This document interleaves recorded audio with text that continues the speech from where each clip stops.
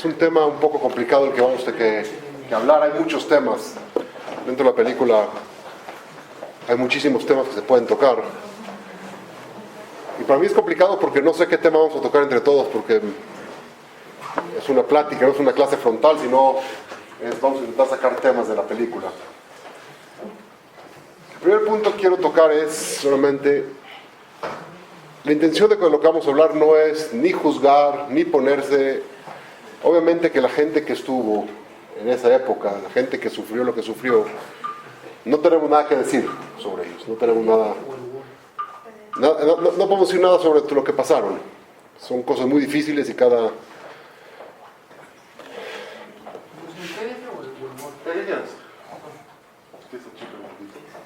¿Chico? No se lo alcanza a ver, o al contrario. Lo que queremos es empezar a tocar temas nada más y aprender un poco de qué podemos sacar de la película, qué podemos entender para nosotros ser mejores hoy en día aquí. Esa es la intención. Tal vez hay muchos temas. Yo escribí aquí unos cuantos temas, no se los alcanzan a leer, los subrayé, hice los diálogos, escribí unos diálogos en la pantalla. Grande, ¿no? Sí, es un poco más grande. Okay, perfecto. Entonces yo subdividí los temas un poco sobre los diálogos y tal vez empezamos a ver unos cuantos. Ustedes me dicen si tienen alguno en especial que quieren tocar o vamos en orden. ¿Vamos en orden? El primer punto es un poquito. Al principio la defensa comienza haciendo un juicio y el juicio es si Dios rompió el pacto con el pueblo judío o no. No la existencia de Dios, no lo que están ahorita juzgando, es si rompió el pacto con el pueblo judío. Algo interesante de lo que subrayé, mientras el defensor dice, tal vez antes de juzgar a Dios tenemos que mirarnos, tal vez no es que Dios incumple sus pactos con nosotros. Es algo interesante psicológicamente que siempre el hombre intenta echarle la culpa a los demás. Un punto que tenemos que aprender a ver en la vida es primero ver nosotros qué es lo que nosotros hacemos correctamente, qué es incorrecto. No estamos ahorita juzgando la época del holocausto, estamos juzgándonos a nosotros mismos. ¿Qué es lo que nosotros hacemos y qué nosotros no hacemos? Hay que aprender a dejar de echarle la culpa a los demás. Muchas veces, muchas de las faltas que existen, muchas de las cosas que nos pasan en la vida, son nuestros propios actos los que nos llevan a ellos. Entonces aquí hace una pregunta, que cómo es posible que en el pueblo de Tankerit, donde nunca le dieron la espalda a la Torá, donde todo el mundo cumplía, entonces cómo es posible que también ahí pasó el holocausto, lo que preguntan, cómo escogió para este buen hombre y no a Hitler, lo que se quejan. Y dicen que la ley tiene que proporcionar el crimen, y qué crimen de una persona puede haber llegado a esto. Aquí la pregunta es la pregunta típica que hay, la pregunta conocida por todos, la pregunta que hace el Ramjal, la toca en Rat Gunot, es ¿por qué al justo le va mal y al malvado le va bien? Es una de las preguntas las cuales Moshe Rabbeinu preguntó a Dios. Pero para poder tocar este tema, es un tema muy profundo, muy complicado, pero me gustaría tocar un poco, yo creo que la principal parte de por qué no entendemos este tema es ¿por qué no entendemos qué significa sufrir? Lo que le molesta al hombre es ¿por qué sufrimos? ¿Por qué el justo sufre? Si sufrir es algo incorrecto, el hombre no tendría por qué sufrir. Pensamos que el sufrimiento es malo.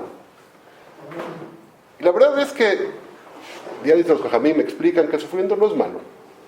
Hay varios tipos de sufrimiento, hay 4 sufrimientos básicos. Tal vez aquí mencionando quinto, que no sé si con respecto a otros tiene que ver. Pero hay 4 tipos de sufrimientos básicos. Yo los dividí. El primer tipo de sufrimiento es la falta de cuidado de la persona.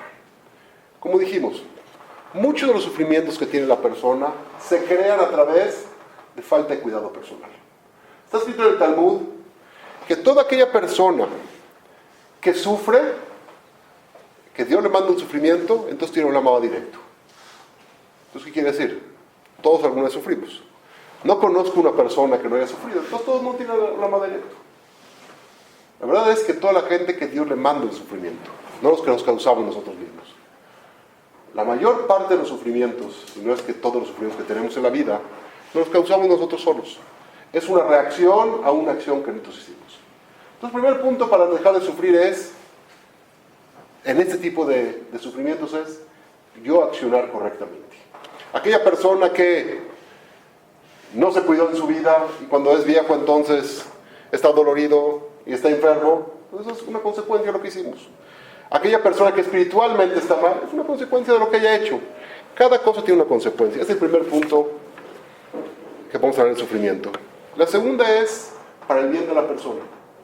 Hay un tipo de sufrimiento que no entendemos cómo funciona, pero es para el bien de la persona. ¿Qué quiere decir? Hay ciertos tipos de sufrimientos que Dios nos manda para que a final de cuentas este sufrimiento traiga una bondad para nosotros. ¿A qué me refiero? Yo siempre traigo un ejemplo, creo que es muy bueno el ejemplo. Cuando llevo a mis hijos chiquitos, cuando mis hijos son chiquitos, les llevamos al doctor. Y va el doctor y el doctor llega con el doctor y el doctor inmediatamente agarra y le mete un palito en la boca y le abre la boca a la fuerza y después viene y le saca una inyección y lo inyecta.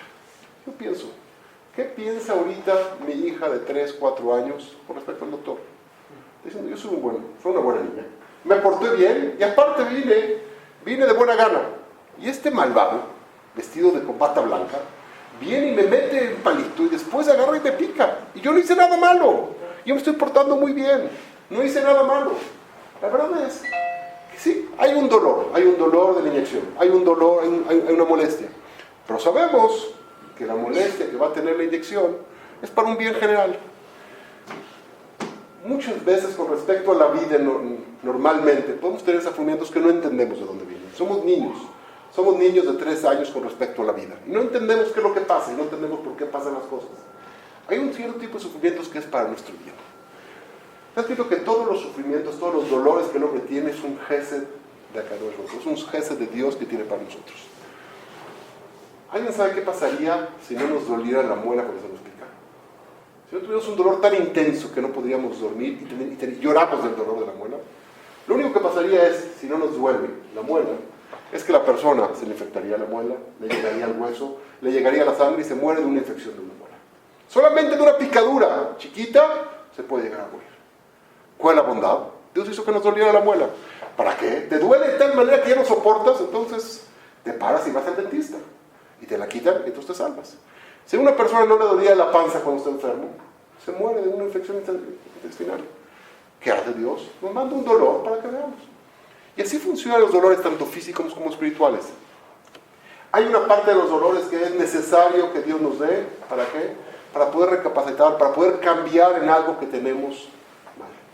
Lo dicen claramente, lo dicen. Dios es un cirujano. Odiamos al bisturí, pero no al cirujano. Hay veces que es necesario sí amputar una parte para salvarla. Ese es un tipo de sufrimientos que existe. Todos sabemos la historia de Rabbi Akiva, también sobre este tipo de sufrimientos. No se la conocen, pero si no la digo rápidamente.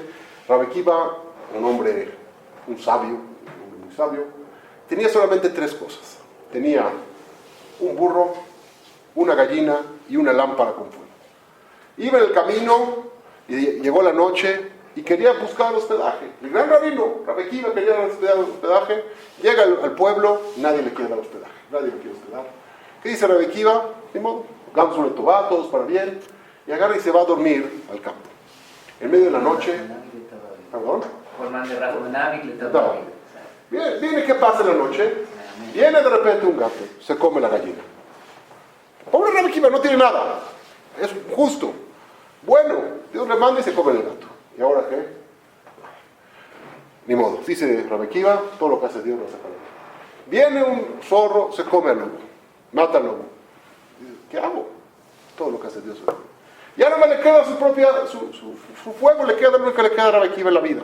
Viene el viento y lo apaga. Rabbi Akiva no se queja, todo lo que hace Dios. No entiendo qué pasó. Yo soy una buena persona, soy un gran rabino, tengo alumnos, dejé todo por la Torah y así Dios me paga. Todo me lo quita. Pero Dios lo que hace, bueno, no entiendo, pero así hace Dios. De repente en la mañana se para, va a esta aldea, se da cuenta que llegaron los ladrones de la noche, robaron hasta la aldea, la masacraron, mataron a la gente. Rabbi Akiva se dio cuenta. Si yo me hubieran dado a mí hospedaje aquí, me hubiera tocado a mí. Si hubiera tenido la gallina, entonces hubiera cacareado, me hubieran matado. El burro hubiera rebuznado, me hubieran oído, me hubieran matado. La luz hubieran visto y Dios me quitó todas las cosas porque son para bien. Todas las cosas que nos pasan son para bien. Muchas veces no nos damos cuenta hacia dónde van. ¿Sí? Se nos ponchó la llanta y pensamos, ¿por qué Dios? Yo no hice nada, se me ponchó la llanta, aquí hice de malo. Tú lo sabes, capaz de que el tiempo que cambiamos la llanta, entonces nos salvamos de un peligro muy grande que había. No nos damos cuenta cómo funciona. Hay gente, hay momentos en la vida que sí nos damos cuenta cómo funciona. Pero la mayoría de las veces no nos damos cuenta. Es otro tipo de sufrimiento que el hombre puede tener. Un tipo de sufrimientos obviamente que el hombre puede tener es aquellas transgresiones que cometió en esta vida o en otra vida. Depende si quien quiera que haya glurimo o glurimo. Puede ser alguna caparapa, algún tipo de transgresión que hizo. Y el último sufrimiento es, que yo creo que es el más importante, son las pruebas. La mayor parte de los sufrimientos que tiene el hombre es que Dios quiere probar al hombre. Es muy fácil ser una buena persona cuando todo está bien, cuando está correcto, ser un buen judío, ser un buen ser humano. El problema es cuando son las situaciones más difíciles del hombre. Ahí se fija quién es. ¿Quieres? Adelantamos un poco y con eso vamos a ir a los diálogos. Lo que quiero hablar aquí, que hablan de purificaciones, no se recuerdan, hay las purificaciones, hay la forma de quitar. ¿Qué pasamos a la siguiente? A la 3. Empiezan a hablar aquí, ¿se acuerdan? Empiezan a hablar de la historia de Masada, etcétera, qué fue lo que pasó. Empiezan a interrogarnos. El diálogo que a mí me interesa aquí es, dice Ide, en cierto sentido sí. O sea, ¿realmente qué pasó con los romanos? ¿Mataron a todos? Sí, mataron a toda la gente que estaba en Masada, no quedó nadie. Dice, en cierto modo sí, pero lo que querían los romanos, que los judíos vieron como romanos que no era Torah, eso no sucedió. Y le preguntan, ¿y dónde están ahora los romanos? ¿Dónde está el imperio romano que los aplastó? Son polvo.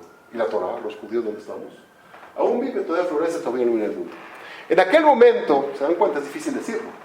¿Por qué? Porque no saben qué va a pasar mañana. No saben si va a terminar. Nosotros claramente lo podemos decir. Sí, fue una época muy difícil. Sí, nos acabaron, sí, exterminaron una gran parte del pueblo. Pero realmente la Torah vive, florece. Tanto así que estamos todos aquí nosotros. Estamos aquí. ¿Quién iba a pensado en aquella época que hoy en día podríamos estar aquí? Todavía la Torah, si se dan cuenta cómo florece el estudio, la Torah, el judaísmo, en la cultura judía, todo vuelve a florecer. Esa es la parte que todavía estamos. A pesar de que Dios nos probó, a pesar de que sufrimos, entonces las pruebas es, y todavía seguimos adelante.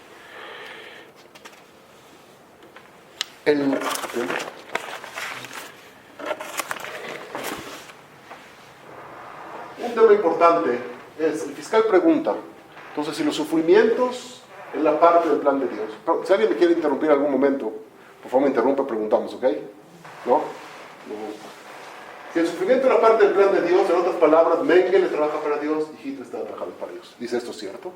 Le contesta así. En cierta forma es desagradable, pero sí. Y le pregunta entonces, ¿qué hacemos? Entonces la lógica dice que es imponerse en su camino es imponerse en el camino de Dios. Tomar las armas contra Hitler es incorrecto. Alguien cree eso aquí. Es una pregunta que no responden. Pero la verdad es que no es así. Sí es un enviado de Dios en cierto aspecto. Dios tiene que mandar ciertas cosas al hombre. La pregunta es, ¿quién quiere tomar?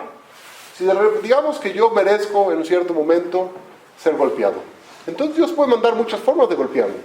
Puede mandar personas, y la persona puede tomar la decisión, yo quiero ser el golpeador o no.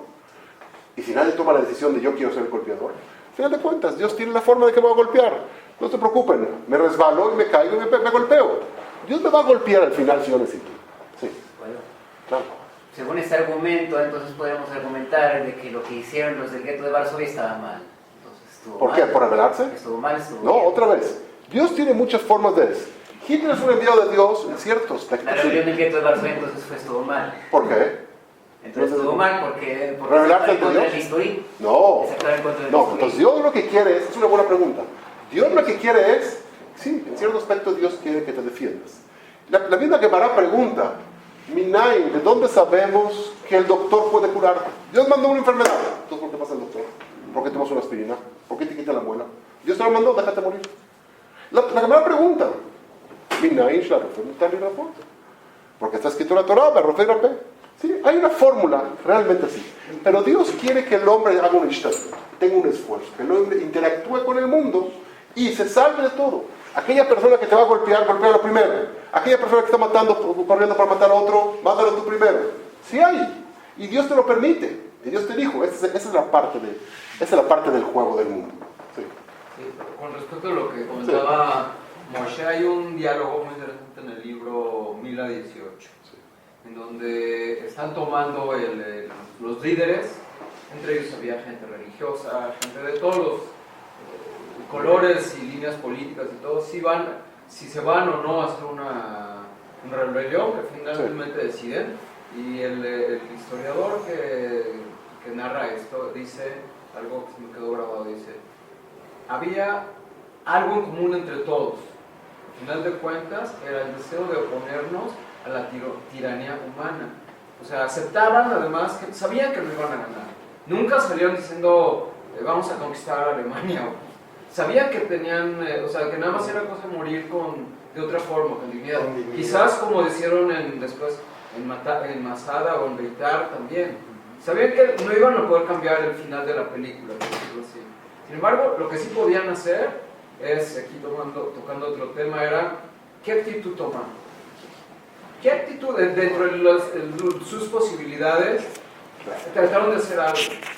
Y eso quizás ahí todavía entraba dentro de las circunstancias, entraba el libro de Diron, hasta donde les era permitido, con las limitaciones que tenían y todo, pero sí o sea, con todo y todo, digamos, pues ¿qué ganaron? Al final igual murieron, los mataron, sí, pero fue diferente. Un punto, sí. No, perdón, diga, ahorita. También sí existe el dolor interno. Usted habla de una persona, de esto y del otro, pero cuando le pasa una conversión que dice, ¿a cuál de mis 3 hijos escojo? O sea, es una pregunta. El dolor que nadie nunca lo vamos a quitar. Contestarle. El dolor nunca se va a poder quitar. Estoy de acuerdo, pero tampoco podemos echarle culpa todo al ser humano, porque nosotros tenemos un albedrío para decir las cosas, pero cuando ya vas a escoger algo que es tuyo, está muy difícil de ver las cosas. Ahora vamos a llegar al libre albedrío. Es el punto. Es el siguiente punto. Solamente estamos hablando con respecto al sufrimiento. No podemos catalogar, nadie puede decirle nada. Un problema cuando hablamos de holocausto, cuando hablamos de este tema, por eso no me quiero meter mucho en el holocausto. Cuando estaba en la universidad en Jerusalén, comencé a estudiar, después de 18 años estuve en Akshara, estuve en Akshara, después regresé y me hice Aliyah y estuve en la universidad en Jerusalén. Iba a estudiar educación e historia judía. Y parte de las primeras clases que tenía era holocausto. Y el maestro que daba la clase de holocausto ya me conocía, ya nos habíamos conocido, habíamos estado juntos en creo que estuve en la segunda marcha de la vida con él, íbamos juntos, me gustaba mucho leer sobre holocausto, entendía. Entonces, ya me dijo, ni siquiera entré al curso, me dejó un trabajo especial para hacer, ahorita les platico un poquito el trabajo. Pero algo que me dijo a él, desde la primera vez que lo conocí, me dijo, cuando una persona estudia holocausto, es algo que yo no podía, yo soy una persona muy sentimental. Quien conoció a mi papá era extremadamente sentimental, y mi familia es muy sentimental, y yo soy así. Pero el problema es cómo estudiar holocausto y no involucrarte. Entonces me dijo algo. Cuando una persona estudia este tema del holocausto, era un historiador judío de la universidad, cuando una persona estudia holocausto tiene que hacer dos cosas, tiene que separar el sentimiento de los alemanes son unos malditos, nos mataron, nos asesinaron y te cierras, y otro es, ¿qué es lo que pasó? Él me decía, para poder entender a los nazis tienes que pensar como nazi. Es feo, pero si no los vas a entender cómo funciona. Entonces, la parte sentimental del holocausto se convierte en una plática sentimental, es imposible. No le puedes decir a nadie nada, nunca, de que le pasó una desgracia. A él personalmente no, al contrario.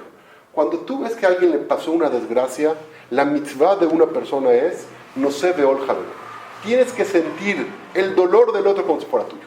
Y tienes que acompañar el dolor del otro, no darle explicaciones de qué le pasó.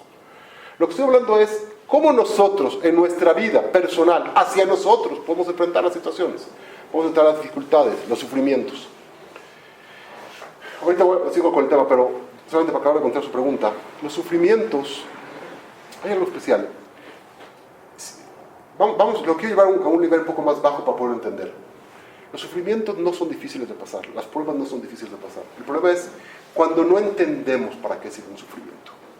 A mí me queda claro que una persona cuando corre un maratón, cuando lleva los 20 kilómetros, ya no soporta el cuerpo, le duelen los pies, está sufriendo en una forma tremenda. Sin embargo, no le molesta el sufrimiento que tiene, porque él tiene una meta, él ya sabe qué quiere hacer. Aquella persona que va al gimnasio y está con sus pesas dándole durísimo. Imagínense la situación, ¿no? ¿Qué pasa si baja un marciano y asoma así por la ventanita del gimnasio? Y ve al instructor así con cara de mano, así todo sudado, grandote, diciéndole al otro, 1, 2, y otro así sufriendo, y así. Créeme que el marciano piensa que lo están torturando. Y lo que no sabe es que la persona que está ahí está disfrutando, quiere lo que está haciendo y paga para ir ahí. Hay un sufrimiento, pero cuando el sufrimiento tiene un objetivo, el sufrimiento es pasable. El sufrimiento siempre lo pasamos. Una mujer que va a dar a luz sufre y debe sufrir muchísimo. Sin embargo, tiene un objetivo, entonces lo puede pasar. La mayor parte de los sufrimientos no los pasamos, no los logramos manejar porque no entendemos que tienen un objetivo. Cuando entendemos que hay un objetivo sobre el sufrimiento, entonces son mucho más pasables. Entonces, todo lo hablamos para nosotros, no para decirle nunca a nadie. Por eso yo creo que es una de las razones por las cuales en la película nadie le contestó a la persona. Está hablando de un sentimiento de sus hijos, no le puede decir nada. No es donde hablar, no hay nada que decir. El problema es cómo nosotros, que no nos pasan sufrimientos graves, pero los sufrimientos van a pasar en la vida. Hay que saber, siempre pasan sufrimientos. ¿Cómo podemos enfrentar los sufrimientos? ¿Cómo podemos enfrentar la vida correctamente? Sabiendo que hay un objetivo sobre cada sufrimiento. Ahora, regresando al tema de 2018, preguntaste qué es lo que tienen que hacer. Hay algo interesante sobre la Ishtadlut, sobre el esfuerzo que el judío tiene que hacer. La primera cosa que tenemos que hacer es que Dios pide de nosotros nuestro esfuerzo máximo, nunca resultados. Dios no pide del hombre resultados porque los resultados no dependen de ti. Nunca depende un resultado de ti, los resultados dependen de todas las variables que Dios puede poner en la historia, en las cosas, en las situaciones. Y muchas veces nos esforzamos lo más correcto y no funciona. A veces que sí funciona, a veces que no funciona. Dios no pide del hombre resultados, pide cuánto tú te esfuerzas por ser, por llegar a. Tomar, como tú dices, una actitud positiva ante la vida, no ser un pasivo en la vida. Yo tengo que hacer tal cosa, hay que decidir qué es correcto y qué no es correcto, ahorita vamos a ir arriba del río. Después de que yo decido qué es correcto e incorrecto, yo lucho con toda mi fuerza, con todo mi ser, con toda mi inteligencia para llegar a ese objetivo. ¿Hasta dónde llegué? Ya no depende de mí, es un resultado que ya no depende de mí. Nunca los resultados presenten del hombre. Es una de las razones, entre paréntesis, por qué contamos solamente 49 días del hombre y no 50. Si 50 es hombre, es Shavuot. Porque el hombre tiene que contar su Ishtadlut. Su Ishtadlut es contar las cosas naturales. 50, Matan Torah, recibir la Torah. Yes. Matan Torah es matar un regalo, es un regalo de Dios. Los resultados son de Dios, ni siquiera te pertenecen. Normalmente cuando te esfuerzas, logras algo. Pero también el logro ni siquiera es proporcional a tu esfuerzo, nunca. Siempre los logros son regalos divinos, mucho más allá, mucho más grande de tu esfuerzo real. Pero así es, eso es. Puede ser que sí, si había que levantarse en Mila, no estamos ahorita, no sé si no hay que ver las situaciones. Si habría que levantarse, entonces hay que levantarse y hacerlo. ¿Me van a matar? Ni modo, van a matar, no tiene nada que ver. No estoy viendo si me tengo que morir o no tengo que morir. Estoy viendo qué es lo que tengo que hacer. Estoy un poco adelante por la hora, pero tarde. El punto siguiente siempre es el libro de Dios. Aquí cuentan una historia muy sentimental de la persona, 3 hijos, lo agarraron. No hay nada que decir. La verdad es que pregunta qué libre albedrío tengo. ¿Dónde está? No sé si es uno más. La página 5. O está abajo del 5. Dice aquí. Dice, habla del libre albedrío. ¿Dónde quedó entonces voluntad? ¿Qué elección tuve? Ese oficial, él podía escoger, yo no. ¿Dónde estaba mi libre albedrío? Dijimos, el libre albedrío no es esto. La verdad que el libre albedrío no quiere decir si escoger a mis hijos o no escoger a mis hijos. Eso no es el libre albedrío. Libre albedrío la gente piensa que es el poder de elección. Si quiero escoger con tomar Pepsi o Coca-Cola. Eso tiene que ver con libre albedrío. Quiero decirles la verdad. El hombre tiene libre albedrío al 100%, así funciona el mundo. Sin embargo, por otro lado, el libre albedrío del hombre es limitado a aquellas cosas que Dios quiere. La mayor parte de la vida no escogemos nada. No escogemos si amanece, no escogemos la lluvia, nosotros no escogemos esas cosas. No escogemos en dónde nacemos, ni en qué familia nacemos, ni en qué situación, por ejemplo, ni qué va a pasar en el país, ni qué va a pasar. No escogemos nada. Nuestro libre albedrío quiere decir escoger entre el bien y el mal. En cada instante que yo me encuentre, escojo hacer lo correcto o no. Eso es todo lo que tengo que escoger. No si puedo salvar a mis hijos si tengo que escoger. La pregunta es, ¿qué es correcto y qué no? O Cuando yo por decidí ejemplo, que es correcto. o como por ejemplo lo que pasó al final de la película, la selección, tipo, nadie había elegido la selección. Así ¿Quién es. va a ser elegido? Tipo, ahí. Así es, no depende de Miguel ti. estaba ahí, tipo, los números. Así es. No depende de ti que eliges, que no eliges. El mundo, no, el mundo elige por ti, Dios elige por ti. La mayor parte de las cosas no elegimos en la vida. Es uno de los problemas que tenemos el hombre. Pensamos que elegir, que el libre albedrío es yo escojo lo que yo quiero y yo hago lo que yo quiero. Mucha gente lo utiliza. Ya que tengo libre albedrío, entonces hago el mal. No es cierto, eso no es libre albedrío. Libre albedrío es Dios te dijo, tienes la posibilidad de escoger entre el bien y el mal. Y escoge el bien. Dios te lo dijo, escoge el bien. Te aconsejo, escoge el bien. Eso es lo que tienes que hacer.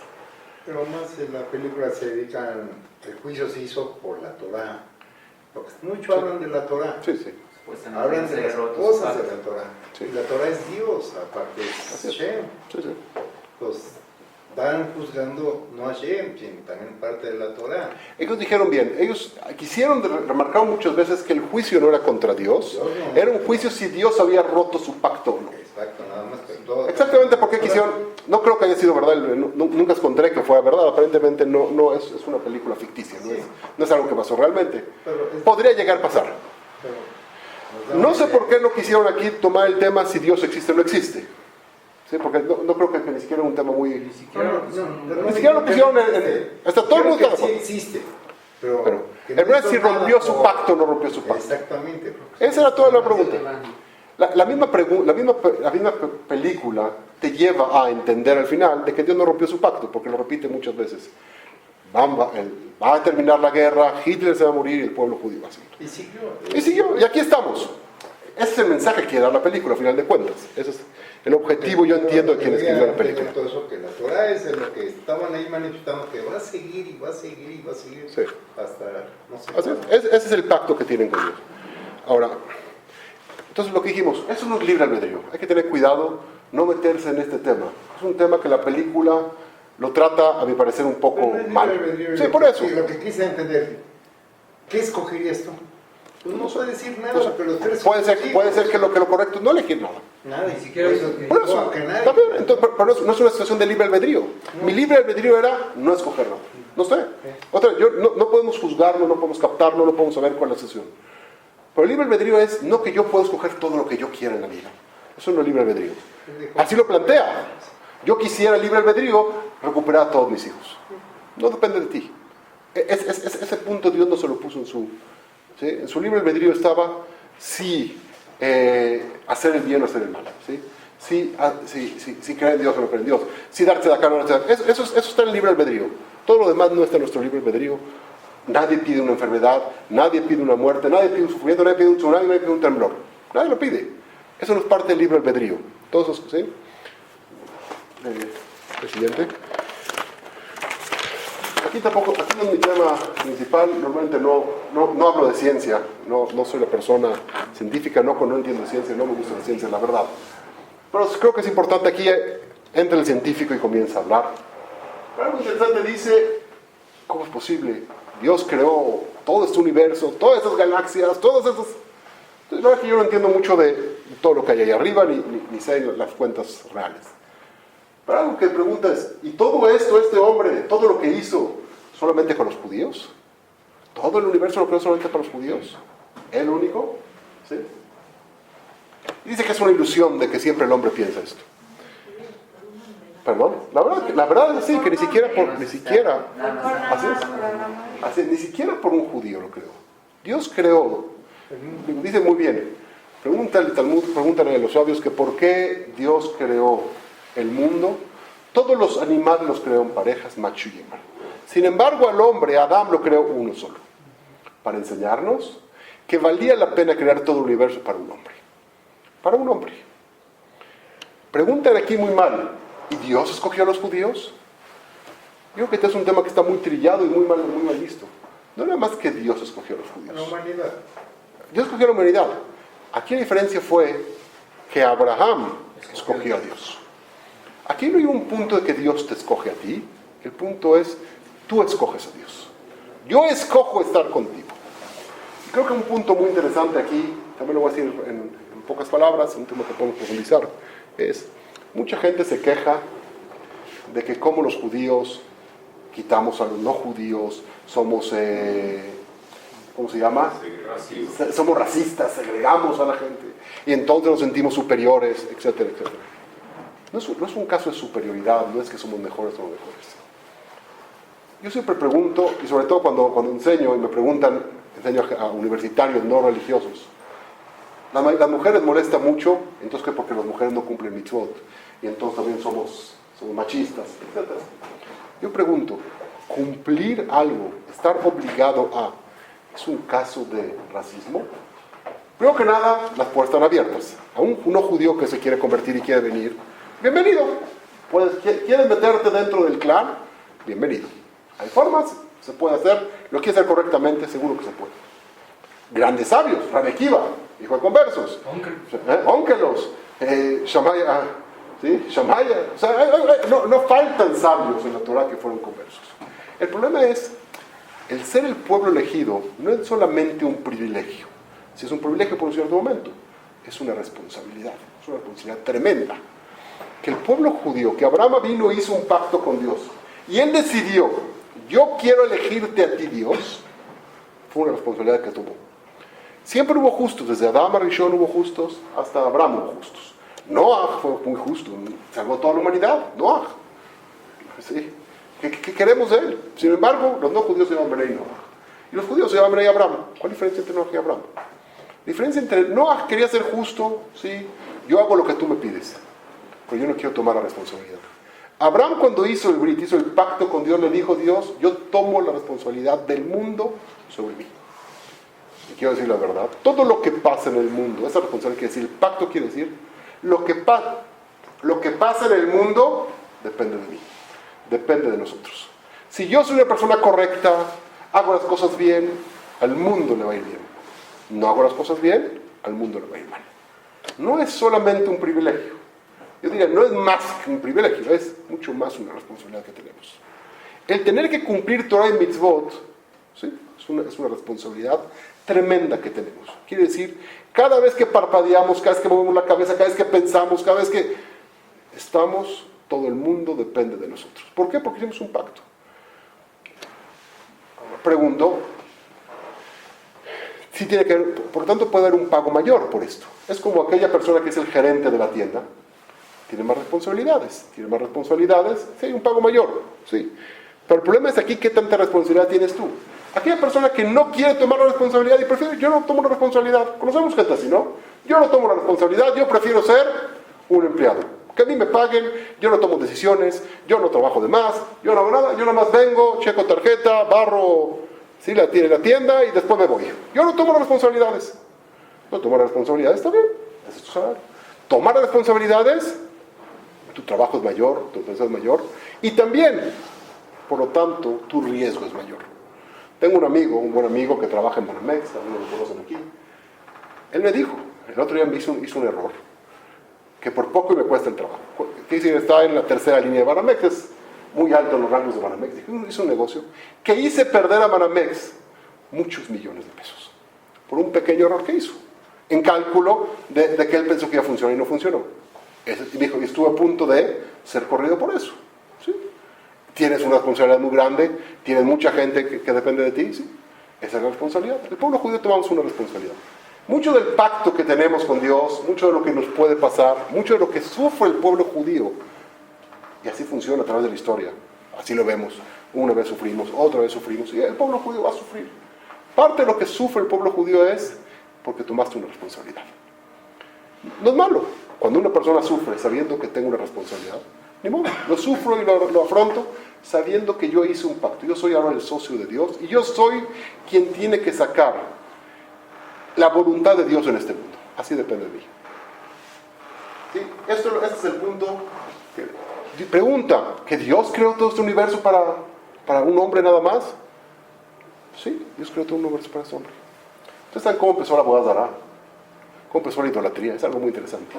Dios creó a Adán Arishon, hablaba con él. Y toda la gente, la siguiente generación le decía papá Adán. Luego la siguiente generación le decía abuelito Adán. ¿Sí? O sea, bisabuelito Adán. Todo el mundo conocía a Adán. O sea, Adán se conoció 2 generaciones con Matusalem, ¿no? Adán conoció a Enosh conoció a Matusalem. Si no, ¿no? ¿Estás correcto? Gracias. ¿Sí? O sea, Batushelach era segunda generación Adam. Cuando hablaban con Matusalén. De Adán era solamente el abuelito. Había todo el mundo. ¿Cómo la gente comenzó a hacer bodas de Adán? Todo el mundo sabía que Dios creó a Abraham. O sea, así lo contaron. Toda la gente nació. ¿Cuántas generaciones nos pueden engañar? O sea, es como... No eran 3 generaciones, eran 2. Ya nadie sabía que existía Dios. El error de la boda de Arad, dice el Ramjal, algo interesantísimo. Dice, ¿cómo funcionó? Dijeron, Dios es tan grande, Dios es tan poderoso. Creó todo este universo. Dios se ocupa de las pequeñeces del mundo. Se ocupa de mí. Se ocupa de estas cositas. Yo recuerdo cuando era chiquito y asistía a un Beta Knesset, a un templo conservador. El rabino me dijo una vez, ¿tú crees que Dios se preocupa si aprietas el botón o no se aprieta el botón? Y me convenció, pues sí, Dios tan grande se preocupa si aprieto en Shabbat el botón de la luz o no. ¿De eso está preocupado Dios? Y entonces por eso empezó la boda. Entonces, Dios no se preocupa de todas las cosas, es tan grande, tan elevado, no se ocupa de las cosas del mundo. ¿Qué puso? Puso ciertos emisarios, ciertos encargados. Slim no se ocupa de todos los ámbulos que hay en México, ni siquiera los conoce. Tiene encargados, y en la tienda hay un encargado. Y Slim no sabe ni siquiera qué pasa en Sáporos. No sabe ni idea qué pasa ahí. Ni le interesa qué pasa en esos ámbulos, realmente. Hay encargados. Entonces, ¿qué pensaron? Hay que empezarle a pedir a los encargados para que intercedan ante Dios. ¿Quiénes son los encargados? Son las fuerzas, las constelaciones, la luna, el sol, etc. Y empezaron a rezar. Poco a poco se fue degenerando hasta que pensaron que esa era la deidad. Así se fue haciendo. ¿Es donde está el error de la boda zará? El pensar que para Dios es una pequeñez si yo aprieto la luz o no. Para Dios es tan complicado crear todo el universo y todas las estrellas y todas las constelaciones y no sé cuántas millones y millones de estrellas y constelaciones. Le es tan complicado crear todo eso como fijarse si yo aprieto la luz. Dios es tan grande, o sea, no es tan, la palabra tan es incorrecta. Tan quiere decir que tiene un nivel. Dios es perfecto, es todopoderoso, es infinito. Para Dios no tiene límites, es exactamente lo mismo. Cuidar a aquella hormiga que está en medio del Amazonas, alimentarla como crear todo el mundo. Es exactamente lo mismo. No hay diferencia para él, absoluta. Entonces, eso es.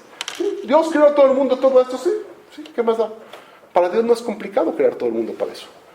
Dijo, ¿para todo el pueblo judío? No es cierto.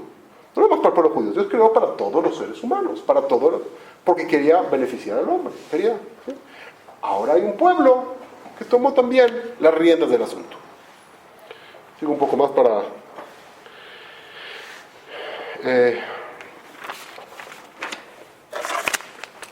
un poco más abajo. La siguiente, con eso. Uno de los últimos puntos, acá. Le dice el juez, eso es una parte que me gusta mucho de la película. Por un lado dice, yo no soy judío. ¿Quieren saber algo? Estoy aquí. Estoy condenado aquí. Solamente porque mi papá era judío. Ni siquiera yo soy judío. Ni siquiera sabía nada. Yo pensaba que ni siquiera era judío. O sea, ni siquiera tenía sangre judía. Y aquí estoy.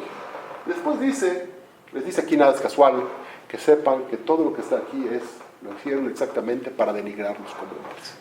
Eso es lo que querían los alemanes, denigrarlos como hombres y dejar de ser hombres. Sin embargo, les dice, hay algo que no les pueden quitar. ¿Qué es lo que siempre hay que saber? Todo nos pueden quitar, todo nos pueden robar, todo podemos perder. Nuestra esencia personal, el yo, la parte interna que tenemos, es algo que nunca podemos dejar de lado. Aquí le dice tu judaísmo, nunca dejes de lado quién eres tú. Todo te pueden quitar en la vida, todo te puede intentar robar, te puede intentar hacer, todo te puede intentar moldear. ¿Quién eres tú? ¿A qué viniste? ¿Qué realmente eres tú adentro? Es algo que te pertenece y no dejes que nadie te lo quite. Y te lo puede quitar la sociedad, te lo puede quitar, la religión, porque te puede intentar convertir en cierto aspecto de la religión en un robot espiritual también, en que si no te vistes así, si no te mueves así, si no rezas, si te mueves de tal manera, te pueden quitar tu esencia real de quién eres. Eso es lo que no tenemos que permitir. El hombre no tiene que permitir que te quiten quién eres. Tú eres especial, tienes una fórmula especial, tienes una relación especial tú con Dios. Si te la quitan, perdiste todo. Eso es lo que querían quitarte. El hombre, el mundo, el holocausto que hubo aquí físico, hay un holocausto espiritual mucho mayor hoy en día. Ahí murieron 6 millones, hoy en día estamos casi todos muertos espiritualmente. Y me refiero inclusive a la gente religiosa. Estamos muertos, perdimos la esencia espiritual. Perdimos quiénes somos, perdimos el contacto con nosotros mismos. ¿Cuánta gente se conoce a sí mismo realmente? Sabe sus virtudes, sabe sus defectos, sabe cuál es su conexión con Dios. Eso es lo que no nos pueden quitar. Y un último punto para terminar. Que al final dijo algo muy interesante. Entonces dice, comienza, tal vez entonces Dios sí rompió el pacto. Y así, si se fijan, al principio no iban a deliberar así. Después de que habló el último, deliberan que Dios sí rompió su pacto. Y dice, la que sigue. Esta. Dice, cuando nos trajeron aquí, nos trajeron un tren, un guardar la región. Su Dios está escrito, Dios está con nosotros. Y así como el pueblo judío estuvo un tiempo con Dios, entonces después pasó y mató, ahora tal vez nos olvidó. Y tal vez rompió Dios su pacto con nosotros y ahora está con ellos. Ahora está con ellos, realmente. ¿Qué vemos aquí? Su poder, su majestad, su fuerza, todas las cosas para en contra de nosotros. Él sigue siendo Dios, pero no nuestro Dios. Ya se hizo Dios de otros. Se ha convertido en nuestro enemigo. Esto es lo que hace el pacto, este es un hecho, un pacto con otros. Hay algo interesantísimo, con esto quiero terminar, que es un mensaje. No recuerdo bien, pero hace tiempo leí sobre uno de los Hasidim que estuvo en la época del Holocausto. Y después de que lo sacaron, lo acribillaron, lo maltrataron, le cortaron la barba, lo tiraron, lo golpearon los nazis. Y entonces se encontraba este Hasid, un rebe importante, se encontraba con su cara en el lodo y la bota del alemán estaba sobre su cara pisándolo. Y le dijo, ¿ustedes todavía creen que son el pueblo elegido? ¿Creen que son el pueblo elegido, que Dios está con ustedes? Le contestó este rebe, le dijo algo impresionante que con esto quiero terminar y llevarnos a la casa. Le dijo, mientras yo sea el que está aquí tirado, con mi cara en el lodo y tú con la bota arriba de mí, soy el pueblo elegido. Al momento que se inviertan las cosas, dejaré de ser el pueblo elegido. Al momento que me convierta como una bestia, que me comporte como un animal como tú lo haces, ya seguro no soy el pueblo elegido.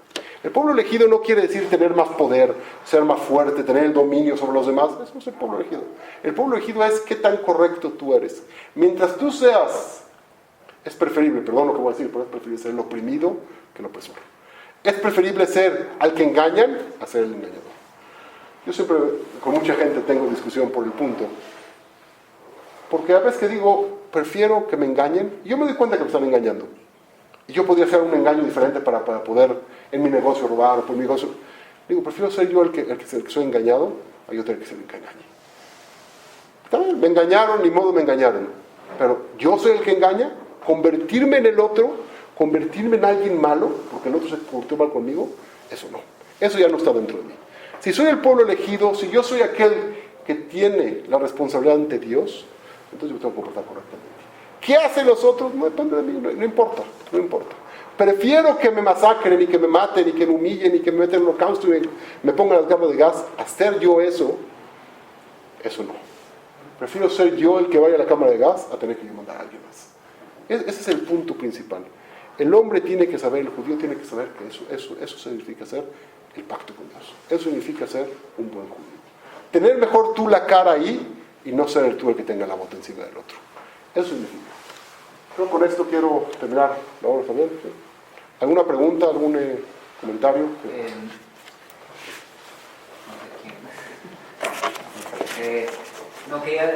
Quería necesito también ver lo que mencionó también uno de los fiscales, no sé si uno de los fiscales mencionó de que qué pasó con los amalequitas y qué pasó con los moabitas, sí, esto y lo otro, o sea, parece ser que aquí Dios, en ese sentido, quiere que maten, parece ser que aquí es un Dios sádico, entonces ¿para qué estuvieron los amalequitas? ¿Para qué estuvieron los moabitas? ¿Para qué estuvieron todos ellos? ¿Acaso no eran criaturas de Dios? ¿Para qué estaban? Sí. Bueno, es una buena pregunta, lo traigo aquí en la parte de arriba. Es un tema que hay que analizar. Muchos de los psukim que dijeron, no los dijeron correctamente, sí, no se dieron cuenta. Muchísimos, ni siquiera las plagas las dijeron correctamente. Dijeron moscas y dijeron, o sea, no sé cómo. O sea, entiendo que quien lo hizo no hizo una gran. No, pero cuando escribieron la historia del pueblo judío. habría que agarrar una clase especial, empezar a agarrar los psukim cada uno, ver lo que pasó, por qué pasó. No, pero cuando escribió la historia, yo me refiero no a los psukim. Sí, no la los historia. psukim, Sí, no me entiendo. refiero a los La psukim. historia, los amalequitas murieron, hay que decir que es Amalek. ¿Qué significa matar a Amalek? ¿Cómo es Hay que que- Dios ordenó matar a Amalek, que ordenó matar a Moab, y ordenó Hay que matar a también, este? buena pregunta, parte del sufrimiento, parte de la historia, parte de que la muerte no es mala. Hay que entender qué significan las fuerzas negativas. Tiene razón, habría que meterse en cada tema tiene una profundidad tremenda, no este es el momento, si en algún momento lo tocamos a Amalek, hay que tocarlo en Purim, cada uno se toca. Sí, dime. Yo creo que, bueno, al menos algo que me llevo diferente digo, en cuanto al tema, y entiendo que aquí quizás, aunque era una película sobre el holocausto, la idea era tratar de verlo aislándonos un poco la idea de que era una película sobre el holocausto y verlo un poquito más global, pero surgen más preguntas que a lo mejor eso nos va a llevar después a tratar de acercarnos un poquito más a la verdad, si podemos llegar o acercarnos. Y es que un error muy grave es de dos cosas. La pregunta ahí es, de alguna manera, no se pregunta si Dios estaba, eso no lo ponen en duda. Pero si uno pregunta dónde estaba el hombre, dónde estaba el resto del hombre, dónde estaba el Ishtadlut del resto de los hombres. Esa es la pregunta, por eso desde el principio lo dijimos. La pregunta no dónde está Dios, no cómo Dios dejó que pasara eso. Dios deja que pasen las cosas. ¿Dónde está el hombre? ¿Dónde estamos nosotros? No, yo no lo pregunto para allá, yo lo pregunto hoy en día. Yo lo pregunto hoy en día. Otra cosa más es que es un error muy grave tratar de hacer así como ver todo esto de este tema tan difícil de la Shoah o como fue en su momento la Inquisición, como una historia entre buenos contra malos. No, es una prueba no nada más para los judíos, es una prueba para toda la humanidad. Para toda la humanidad, y quien no lo quiera ver así, no estamos entendiendo muy parcialmente el mensaje quizás que Hashem manda a la humanidad en estas pruebas. Te voy a contar algo que no hace mucho tiempo me dejó muy marcado. Estaba platicando con Rabbi Yaakov, no se lo conocen, trabajamos juntos. Y hace un tiempo vino Ramón Shapira a México. Entonces estábamos platicando cierto tema. Y Ramón Shapira le preguntó, cuando estaba platicando con él, le dijo, hay mucha pobreza en México, dijo Ramón Shapira. Cuando uno sale del aeropuerto, va y todo, empieza a ver la pobreza que hay en México. Y no vio la pobreza real, solamente la pobreza saliendo del aeropuerto. Y le pregunta, Ramón Shapira le pregunta, ¿y qué hacen ustedes por ellos? Y le dice, pues, ¿qué podemos hacer nosotros? ¿Qué puedo hacer por ellos? Y dice, por lo menos puedes rezar por ellos. Por lo menos puedes pedir por ellos. Tal vez no puedes hacer nada con las manos, pero pedir sí puedes. La pregunta es, ¿dónde estamos nosotros? ¿Dónde está Dios? Dios ahí está, no te preocupes. ¿Dónde estamos nosotros? ¿Cómo dejamos que pase? ¿Cuánto? No nos interesa nada. No, o sea, lo único que nos interesa es lo que yo sufro, lo que yo tengo y nada más. Y el de al lado mejor lo aplasto, ¿sí? Y si hacemos un poquito mejores, pues entonces mis amigos. Un poquito mejores mi Keila. Un poquito mejores, ¿sí? Pero no es cierto. ¿Quién la verdad alguna vez le dolió el tsunami? ¿Qué pasó? O sea, realmente nos tendríamos que poner a llorar por aquel niño en Biafra que está muriendo de hambre. Tal vez no puedo hacer nada. Tal vez no es mi obligación hacer nada por él. Tal vez no, tal vez sí, no lo sé. Cada quien tiene una obligación diferente, cada quien tiene un objetivo diferente. Rezar por él, seguro puedes. Pedir por todo. La tefilá está hecha en plural, no para mí, está hecho para todo el mundo. Así le dijo. Por lo menos rezar por ellos. Aquí vives. Reza por la gente pobre de México. ¿Le pediste a Dios alguna vez? Eso sí podemos hacer. ¿Por dónde está el hombre? ¿Qué nos hemos convertido? Lo vemos en la calle, lo vemos en cada momento. Creo que ese es el punto principal que hay que sacar aquí. Al final llegaron a la conclusión de que, muy a pesar de que supuestamente por esto lo otro, que supuestamente dijeron que era culpable Dios, al final muy por dentro dijeron no. Gracias. Dios Todo el mundo está haciendo entiende. esto por algo. Podemos culpar a Dios, pero todo el mundo Al final sabemos, no. lo sentimos, lo entendemos. Al final rezar. Y hasta el más lejano de todos comienza a Al rezar. final fueron a la cámara de gas rezando, donde Así se es. empezó, no, Dios está haciendo esto por alguna cosa, Así no es. podemos entenderlo, Así es. lo único es conectarse con Él. Gracias. Ok. Muchas gracias. Buenas noches.